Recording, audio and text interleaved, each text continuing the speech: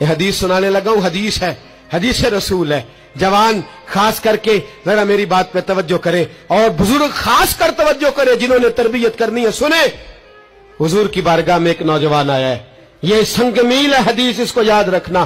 عرض کی حضور میں سارے گناہ چھوڑ سکتا ہوں، زنا نہیں چھوڑتا. حضور مجھے زنا کی اجازت ہونی چاہیے.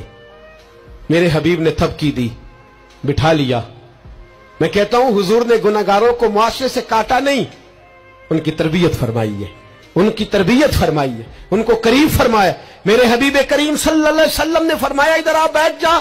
بیٹھ گئے. حضور نے فرمایا تو پسند کرتا ہے تیری ماں کے ساتھ کوئی بدکاری کرے؟ حضور نہیں. فرمایا تو پسند کرتا ہے تیری بیٹی کے ساتھ کوئی بدکاری کرے؟ یا رسول اللہ میں آنکھیں نکال دوں گا. حضور نے فرمایا تو پسند کرتا ہے تیری بہن کے ساتھ؟ حضور میں کاٹ ڈالوں گا وہ ہاتھ جو میری بہن کی طرف اٹھیں گے.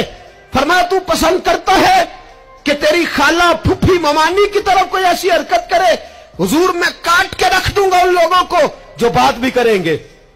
میرے حبیب نے فرمایا اچھا جس کے ساتھ تو بدکاری کی اجازت مانگ رہا ہے وہ کسی کی ماں نہیں لگتی، وہ کسی کی بہن نہیں لگتی، وہ کسی کی بیٹی نہیں ہوگی؟